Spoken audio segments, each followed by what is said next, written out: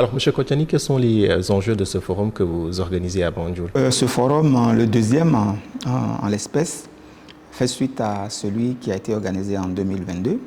Et les enjeux sont simples et de deux natures principales.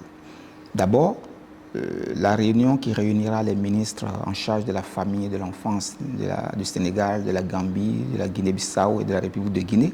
Tous les ministres ont confirmé leur présence avec leurs directeurs respectifs.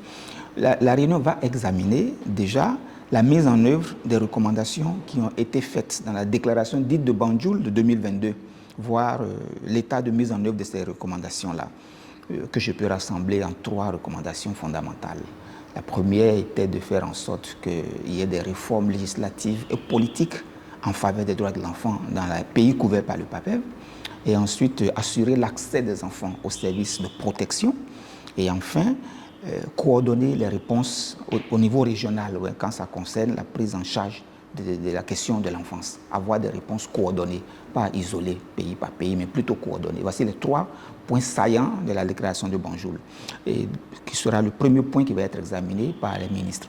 Ensuite, il s'agira aux ministres de donner une orientation stratégique au projet PAPEV, dont une nouvelle phase a commencé cette année. Donc c'est une opportunité pour eux de dire au Commissariat des Nations Unies aux droits de l'homme, nous sommes les ministres des pays que vous couvrez avec ce projet, voici ce que nous voyons comme priorité, et aller dans tel sens, aller dans tel autre sens, mettez l'accent sur ceci ou cela. C'est ce que nous appelons les orientations stratégiques. Donc c'est cela que nous allons faire avec les ministres en charge lors de la prochaine réunion à Banjul. Alors, parlant toujours du projet PAPEV, le projet d'appui à la protection des enfants victimes de violations de leurs droits, quelles sont vos réalisations jusqu'ici? Déjà, le projet PAPEV a des articulations autour de 2 ou 3 axes fondamentaux. Le premier axe concerne la sensibilisation générale concernant les droits de l'enfant. Sensibilisation de la communauté, plaidoyer auprès des États pour ceci ou pour cela.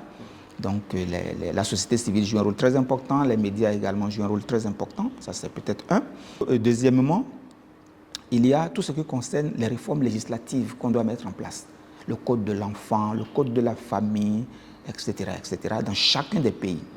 Et à cela s'accompagne aussi l'effort qui est fait pour le rapportage aux organes des traités, c'est-à-dire les organes qui sont chargés des droits de l'enfant, comme le Comité sur les droits de l'enfant, ou bien le Comité africain d'experts sur les droits et le bien-être de l'enfant, qui examine les performances de chaque État en ce qui concerne la protection et la promotion des droits de l'enfant. Donc nous encourageons les États à rapporter à ces comités-là en formant par exemple les membres des comités ministériels chargés du rapportage.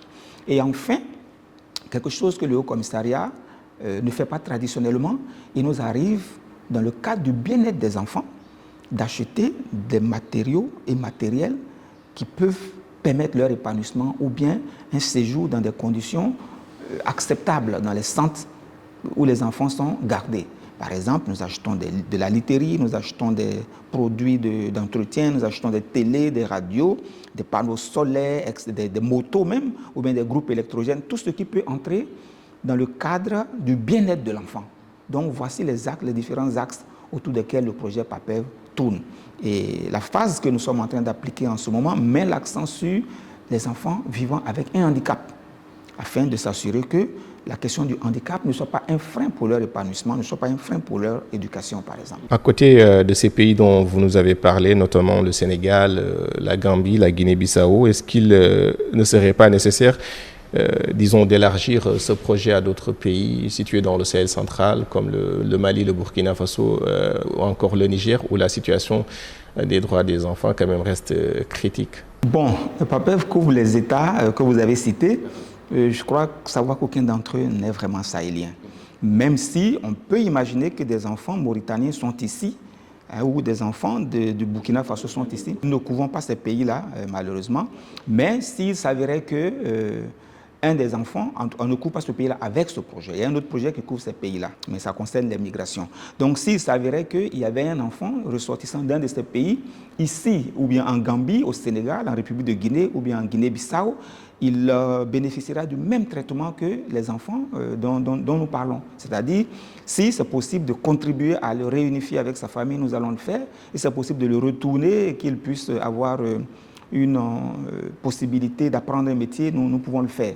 Et vous posez une très bonne question, est-ce qu'il ne faudrait pas étendre le projet à ces pays-là où les besoins sont bien présents aussi? Ça, c'est une question sur laquelle on peut réfléchir et faire une proposition aux donateurs pour voir si dans les années à venir, cela serait possible. Et quelles sont les perspectives de votre organisation en matière de protection des droits des enfants? Les perspectives sont de continuer à renforcer le travail de sensibilisation sur la protection des droits de l'enfant, continuer de mettre en œuvre le projet PAPEV dans les pays qui sont couverts, continuer d'être à l'écoute des autorités, parce qu'après tout, c'est leur travail que nous essayons de les aider à faire, et continuer à l'ancrage communautaire comme cela a été recommandé, afin que les communautés ne soient pas la source de la violation des droits de l'enfant, et puis continuer le plaidoyer afin de renforcer les cadres législatifs et politiques qui sont favorables aux droits de l'enfant.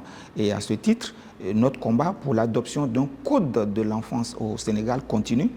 Et je sais que les autorités sont conscientes de cela. Parmi les pays couverts par le PAPEV, le Sénégal reste l'un des pays où la procédure d'élaboration d'un code de l'enfant n'a pas encore abouti. Et nous sommes confiants que peut-être le ministre nous apportera de bonnes nouvelles à Banjul concernant ce processus. Je vous remercie, Robert Kotiani. Merci à vous également.